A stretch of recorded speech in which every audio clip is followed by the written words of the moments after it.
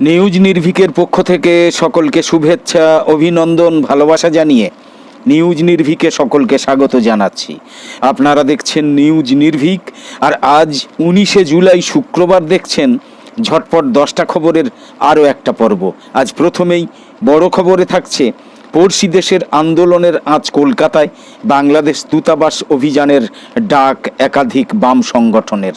News নির্ভীকের ঝটপট 10টা খবরের প্রথম এই খবর ছাড়াও প্রথমে আঞ্চলিক খবর, তারপর জাতীয় খবর এবং সবশেষে আন্তর্জাতিক খবর মিলিয়ে আরও গুরুত্বপূর্ণ যে খবরগুলো থাকছে সেগুলো হলো 21শে জুলাইয়ের মঞ্চে তৃণমূলে যোগ দিতে পারেন বিজেপির দুজন হেভিওয়েট। বঙ্গোপসাগরে নিম্নচাপের ভ্রুকুটি, রাজ্য জুড়ে ভারী বৃষ্টিপাতের পূর্বাভাস। এটা কি ধরনের আবেদন বলে বিলকিসের ধর্ষকদের আর্জি ফের খারিজ করে দিয়েছে সুপ্রিম কোর্ট, মেলেনি জামিন। শুক্রবারেও রক্তাক্ত বাংলাদেশ, ঝরল 3টে প্রাণ। ঢাকায় নিষিদ্ধ সভা, সমাবেশ এবং মিছিল, বাতিল হয়েছে ঢাকা কলকাতা মৈত্রী এক্সপ্রেস। বাংলাদেশে কোটা বিরোধী শিক্ষার্থীদের উপর হামলার প্রতিবাদে বিশ্বের বিভিন্ন বিশ্ববিদ্যালয়ে বিক্ষোভ। ইসরায়েলের অভ্যন্তরীণ সংকট চলমান, ট্যাঙ্কের অভাব এবং বিশ্ব জনমতের চাপ। ইসরায়েলের তেল আবিবে হুতির ড্রোন হামলা, নিহত 1, আহত কম করে 10। সব মিলিয়ে নিউজ নির্ভীকের ঝটপট 10টা খবরের আজকের পর্বে দেখে নিন এমনই সব গুরুত্বপূর্ণ কম বেশি 10টা খবর। পড়শি দেশের আন্দোলনের আঁচ এবার কলকাতায়, বাংলাদেশ দূতাবাস অভিযানের ডাক একাধিক বাম সংগঠনের। উত্তপ্ত বাংলাদেশ, বৃহস্পতির দিনভর সংঘর্ষ, মৃত্যুর খবর এসেছে পড়শি দেশেও। বৃহস্পতিবারের পর আজ শুক্রবার কলকাতায় কোটা বিরোধী আন্দোলনরত পড়ুয়াদের পাশে থাকার বার্তা দিয়ে মিছিল হয়েছে খাস কলকাতায়। ওপার বাংলায় আন্দোলনরত শিক্ষার্থীদের মৃত্যুর প্রতিবাদে শুক্রবার বাংলাদেশ দূতাবাস অভিযানের ডাক দেয় এআইডিএসও। মিছিলে আরএসএফ, আয়েশা সহ একগুচ্ছ বাম সংগঠনের কর্মী সমর্থকরাও হাজির ছিলেন।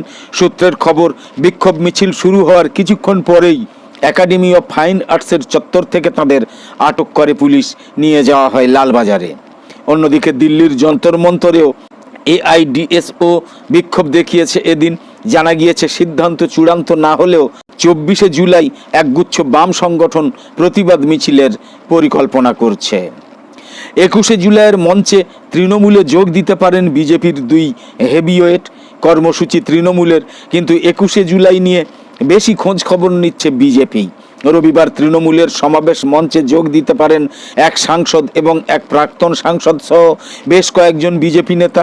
এমনই গুঞ্জন শোনা যাচ্ছে গেরুয়া শিবিরের অন্দরে, আর তাই আশঙ্কার মেঘ ক্রমশ ঘন হচ্ছে বিজেপি শিবিরে। ফলে একেবারেই ব্যক্তিগত স্তরে এই ব্যাপারে তত্ত্ব তালাশ শুরু করেছেন দলের নেতারা। তলে তলে কেউ প্রতিপক্ষ শিবিরে যোগাযোগ শুরু করেছেন কিনা তা নিয়েই চর্চা চলছে বঙ্গ বিজেপির অন্দরে। গতবারের জেতা অনেক আসনেই এবার বাংলায় হারতে হয়েছে বিজেপিকে। পাশাপাশি নির্বাচনে টিকিট প্রাপ্তি নিয়েও দায়িত্বপ্রাপ্ত নেতাদের বিরুদ্ধে ক্ষোভ তৈরি হয়েছে অনেক। অন্তত এমনই খবর বিজেপি সূত্রে। এই পরিস্থিতিতে যাবতীয় বিক্ষোভ, অসন্তোষের উদ্গীরণ আগামী 21শে জুলাই তৃণমূলের মঞ্চে দেখা যায় কিনা সেই আশঙ্কাই প্রবল হয়ে উঠছে বিজেপি শিবিরে। বিজেপি সূত্র জানাচ্ছে, লোকসভা নির্বাচন আবারও 5 বছর পর। এবার বাংলায় সবকটা রাজনৈতিক দলেরই অন্যতম প্রধান লক্ষ্য 2026 সালের বিধানসভা নির্বাচন। ফলে তা মাথায় রেখে প্রত্যেক দলই নিজেদের মতো করে ঘুঁটি সাজাবে। নাম প্রকাশে অনিচ্ছুক বিজেপি নেতারা বলছেন, হাওয়া মোরগ সব দলেই রয়েছে। বিধানসভা নির্বাচনের আগে এই পরিস্থিতি হতেই পারে, তবে দেখতে হবে যাতে দলের বড়সড় কোনো ক্ষতি না হয়। তাই খোঁজ খবর নিয়ে পাল্টা কৌশল তৈরি করে রাখা অত্যন্ত জরুরি। বঙ্গোপসাগরে নিম্নচাপের ভ্রুকুটি, রাজ্য জুড়ে ভারী বৃষ্টির পূর্বাভাস। বঙ্গোপসাগরে তৈরি হয়েছে নিম্নচাপ, রাজ্য জুড়ে ফের ভারী বৃষ্টিপাতের পূর্বাভাস জারি করেছে আলিপুর আবহাওয়া দপ্তর। উত্তরবঙ্গের জেলাগুলোতে বিক্ষিপ্তভাবে বজ্রবিদ্যুৎ সহ হালকা বৃষ্টির সম্ভাবনা। জলপাইগুড়ি, কোচবিহার, আলিপুরদুয়ার, উত্তর দিনাজপুরে বজ্রবিদ্যুৎ সহ বৃষ্টিপাত হতে পারে। শনিবার ভারী বৃষ্টির সম্ভাবনা রয়েছে জলপাইগুড়ি, আলিপুরদুয়ার জেলায়। রবিবার উত্তরবঙ্গের উপরের 5টা জেলাতে ভারী বৃষ্টিপাতের সম্ভাবনা। শুক্রবার থেকে রাজ্যে হাওয়া বদলের সম্ভাবনা রয়েছে। ক্রমশ বৃষ্টি বাড়বে দক্ষিণবঙ্গের জেলাগুলোতে। রবিবার 21শে জুলাই দিনভর মেঘলা আকাশ থাকতে পারে শহর কলকাতাতে, সঙ্গে বজ্রবিদ্যুৎ সহ কয়েক পশলা বৃষ্টিপাতও হতে পারে। শুক্রবার কলকাতার আকাশ থাকবে আংশিক মেঘলা, বজ্রবিদ্যুৎ সহ হালকা থেকে মাঝারি বৃষ্টিপাতের পূর্বাভাস রয়েছে। বাতাসে জলীয় বাষ্পের পরিমাণ অপেক্ষাকৃত বেশি থাকবে। বৃষ্টি না হলে আর্দ্রতাজনিত অস্বস্তি বাড়বে। এটা কী ধরনের আবেদন বলে বিলকিসের ধর্ষকদের আর্জি ফের খারিজ করে দিয়েছে সুপ্রিম কোর্ট। মেলেনি জামিন। বিলকিস বানোর ধর্ষণকাণ্ডে দোষী সাব্যস্ত 2 অপরাধীর জামিনের আবেদন খারিজ করে দিয়েছে সুপ্রিম কোর্ট। সাময়িকভাবে তারা জামিন চেয়েছিলেন। শুক্রবার শীর্ষ আদালতে সেই আবেদনের শুনানি ছিল। আদালত আবেদনের ধরন নিয়ে বিস্ময় প্রকাশ করেছে। রাধেশ্যাম ভগবান দাস এবং রাজুভাই বাবুলাল বিলকিস কাণ্ডের অন্যতম অপরাধী। 2022 সালে গুজরাট সরকার বিলকিস কাণ্ডের দোষীদের মুক্তি দেওয়ার যে সিদ্ধান্ত ঘোষণা করেছিল, গত জানুয়ারিতে তার বিরুদ্ধে নির্দেশ দেয় সুপ্রিম কোর্ট। সেই নির্দেশ চ্যালেঞ্জ করে নতুন করে আবেদন জানানো হয়েছে সুপ্রিম কোর্টে। যতদিন না সেই মামলার রায় ঘোষিত হচ্ছে ততদিন জামিনে মুক্ত থাকতে চেয়ে আবেদন জানিয়েছিলেন ভগবান দাস এবং বাবুলাল। শুক্রবার এই আবেদনেই বিস্ময় প্রকাশ করেছে সুপ্রিম কোর্টের বিচারপতি সঞ্জীব খান্না। আবেদনের শুনানি চলাকালীন বিচারপতির মন্তব্য, এটা কী ধরনের আবেদন, কিভাবে এটার শুনানি সম্ভব? মামলাকারীর বক্তব্য ছিল 2022 সালে ভগবান দাস যখন জামিনের আবেদন জানিয়েছিলেন, সেই সময়ে সুপ্রিম কোর্টের একটা বেঞ্চ সরকারকে সেই আবেদন বিবেচনা করতে বলেছিল। যদিও সেই সময় গুজরাট সরকারের কথা বলেনি আদালত, বলা হয়েছিল মহারাষ্ট্র সরকারের কথা। তবে আদালত জানিয়েছিল আবেদনটা গ্রহণযোগ্য। সেই সুপ্রিম কোর্টেরই অন্য বেঞ্চ কিভাবে বিপরীতধর্মী নির্দেশ দিতে পারে প্রশ্ন করেন মামলাকারীর আইনজীবী। ভবিষ্যতেও এই নিয়ে বিশৃঙ্খলা তৈরি হতে পারে বলে জানান তিনি। আবেদনে মামলাকারী জানিয়েছেন 2022 সালের মে মাসে আদালত যে রায় দিয়েছিল এবং 2024 সালের জানুয়ারি মাসে আদালত যে রায় দিয়েছে, আদালতের কোন অবস্থান এক্ষেত্রে গ্রহণযোগ্যতার স্পষ্ট ব্যাখ্যা প্রয়োজন। সেই সঙ্গে আবেদনকারীর মুক্তির বিষয়টা বিবেচনা করতে কেন্দ্রীয় সরকারকে নির্দেশ দেওয়া হোক বলে বলা হয়েছে আবেদনে। এই প্রসঙ্গে বিচারপতি যুক্তি দিয়ে বলেছেন, 2 রকম রায় দেওয়া হয়েছে, তবে জানুয়ারি মাসে যে রায় দেওয়া হয় তার ক্ষেত্রে পূর্বের রায়টাও বিবেচনা করা হয়েছিল। এই আবেদন তাই বিবেচ্য হতে পারে না। শুক্রবারেও রক্তাক্ত বাংলাদেশ, ঝরেছে 3টে প্রাণ। ঢাকায় নিষিদ্ধ সভা সমাবেশ এবং মিছিল বাতিল হয়েছে ঢাকা কলকাতা মৈত্রী এক্সপ্রেস। সরকারি চাকরিতে মুক্তিযোদ্ধা কোটায় সংরক্ষণ বাতিলের দাবিতে গর্জে উঠেছে বাংলাদেশ। দিকে দিকে পড়ুয়াদের বিক্ষোভ মিছিল অব্যাহত। আন্দোলনকারী শিক্ষার্থীদের সঙ্গে সংঘর্ষে জড়িয়েছে ছাত্রলীগ। কড়া হাতে আন্দোলন দমনে নেমেছে পুলিশ। অসমর্থিত সূত্রের খবর, সংঘর্ষের জেরে বাংলাদেশে মৃতের সংখ্যা 40 পেরিয়ে গিয়েছে। কেউ কেউ বলছেন মৃত 100 ছাড়িয়েছে। আজ শুক্রবারেও রক্তাক্ত হয়েছে পদ্মাপাড়, ঝরেছে 3টে প্রাণ।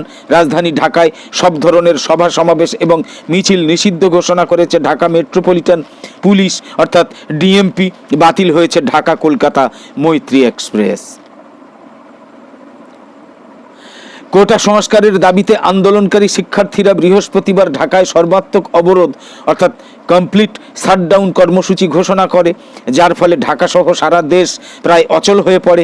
রাজধানী ছাড়াও দেশের 47টা জেলায় গতকাল দিনভর বিক্ষোভ, অবরোধ এবং মৃত্যুর ঘটনা ঘটে। সংঘর্ষে গতকাল 27 জনের নিহত হওয়ার খবর পাওয়া যায়। শুধু ঢাকাতেই গতকাল প্রাণ হারিয়েছেন 19 জন। আজ শুক্রবারেও ঘটেছে প্রাণহানি, 3 জন নিহত হয়েছেন। নিহত 3 জন হলেন আব্দুল গনি, রাকিব এবং রাসেল। আব্দুল গনি 45 এবং রাকিবকে আজ দুপুরে 2টোর দিকে ঢাকা মেডিকেল কলেজ হাসপাতালে আনা হয়। সেখানেই তাদের মৃত ঘোষণা করেন চিকিৎসকরা। অন্যদিকে রাসেলকে মৃত ঘোষণা করা হয় রামপুরার ফরাজি হাসপাতালে। মৃত আব্দুল গনির ছেলে আল আমিন জানান, তার বাবা গুলশানের একটা হোটেলে মিস্ত্রির কাজ করতেন। আজ সকালে উত্তর বাড্ডার বাসা থেকে কাজের জন্য বের হয়েছিলেন। পরে তার গুলিবিদ্ধ হওয়ার খবর পান আমিন। রাকিবের মাথাতেও আঘাতের চিহ্ন দেখা গিয়েছে। রাসেলের বিষয়ে এখনও বিস্তারিত তথ্য পাওয়া যায়নি। আজ এখনও পর্যন্ত হতাহতের সংখ্যা 200। হাসপাতালে চিকিৎসা চলছে তাদের। কোটা বিরোধী শিক্ষার্থীদের ওপর হামলার প্রতিবাদে বিশ্বের বিভিন্ন বিশ্ববিদ্যালয়ে বিক্ষোভ। কোটা বিরোধী আন্দোলনে হামলার প্রতিবাদে বিক্ষোভ করছেন বিদেশে উচ্চ শিক্ষায় অধ্যয়নরত শিক্ষার্থীরা।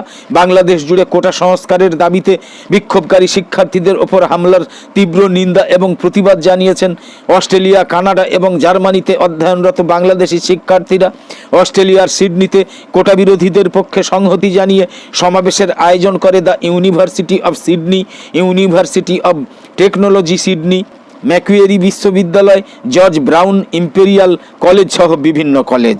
এছাড়া জার্মানির মিউনিকে কোটা সংস্কারের পক্ষে শিক্ষার্থীদের পক্ষে সমাবেশ করেছে জার্মানিস্থ বাংলাদেশি শিক্ষার্থীরা। সেখানে তারা বাংলাদেশে আন্দোলনরত শিক্ষার্থীদের ওপর ছাত্রলীগ এবং পুলিশের হামলার তীব্র নিন্দা এবং প্রতিবাদ জানিয়েছে। অস্ট্রেলিয়ার বিক্ষোভ সমাবেশে আগত শিক্ষার্থীরা কোটা বিরোধী শিক্ষার্থীদের ওপর হামলার প্রতিবাদ জানিয়েছে। কানাডার শিক্ষার্থীরাও দেশ জুড়ে কোটা বিরোধী আন্দোলনরত শিক্ষার্থীদের ওপর হামলার নিন্দা জানিয়েছেন এবং হামলাকারীদের বিচারের দাবি জানিয়েছেন। বিদেশের মাটিতে অনুষ্ঠিত বিক্ষোভ সমাবেশগুলোতে হামলার প্রতিবাদে বিভিন্ন ব্যানার প্রদর্শন করেছেন শিক্ষার্থীরা। এইসব বিশ্ববিদ্যালয়ে অধ্যয়নরত শিক্ষার্থীদের প্রেস বিজ্ঞপ্তিতে এইসব তথ্য জানানো হয়েছে। ইসরায়েলের অভ্যন্তরীণ সংকট চলমান, ট্যাঙ্কের অভাব এবং বিশ্ব জনমতের চাপ। ইসরায়েলের অভ্যন্তরীণ সংকট চলছেই, একদিকে ট্যাঙ্কের অভাব, অপরদিকে বিশ্ব জনমতের চাপ। হিজবুল্লাহর বিরুদ্ধেও ইহুদিবাদীদের কিচ্ছু করার সুযোগ নেই। গাজা উপত্যকার বিরুদ্ধে এত লম্বা সময় ধরে যুদ্ধ করে ইহুদিবাদীদের কোনো সামরিক লক্ষ্য অর্জিত না হওয়ায় প্রধানমন্ত্রী বেঞ্জামিন নেতানিয়াহু এবং তার মন্ত্রিসভার বিরুদ্ধে সমালোচনা এবং ক্ষোভ তীব্র থেকে তীব্রতর হচ্ছে। বিক্ষোভের ধারাবাহিকতায় ইহুদি বসতি স্থাপনকারীরাও সম্প্রতি তেল আবিবের আয়ালন সড়কটা বন্ধ করে দিয়েছে।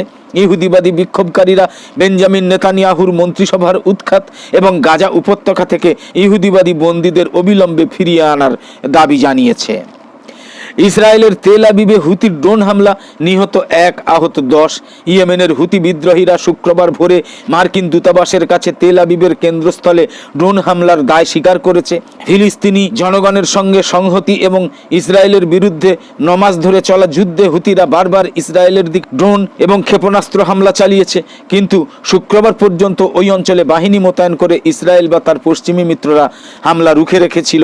হুতিদের মুখপাত্র ইয়াহিয়া সারে সামাজিক যোগাযোগ মাধ্যম এক্স হ্যান্ডেলে প্রকাশিত একটা বিবৃতিতে বলেছেন, গাজায় ইসরায়েল এবং হামাসের মধ্যে যে যুদ্ধ চলছে তার প্রতিশোধ হিসাবে এই হামলা চালানো হয়েছে। হুতিদের দাবি, তাদের অত্যাধুনিক ড্রোনগুলো ইসরায়েলের বায়ু প্রতিরক্ষা ব্যবস্থাকে ধোঁকা দিতে সক্ষম। তবে ইসরায়েলি সামরিক বাহিনীর এক মুখপাত্র শুক্রবার বলেছেন, বিস্ফোরকবাহী ড্রোনটা বৃহস্পতিবার শনাক্ত করা হয়েছে।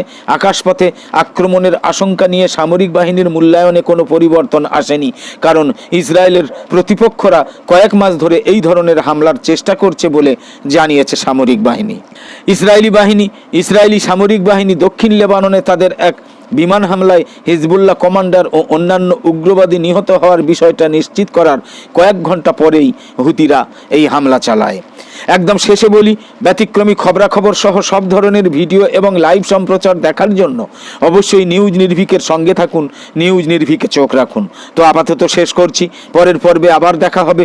সকলে খুব ভালো থাকুন, সুস্থ থাকুন, ধন্যবাদ।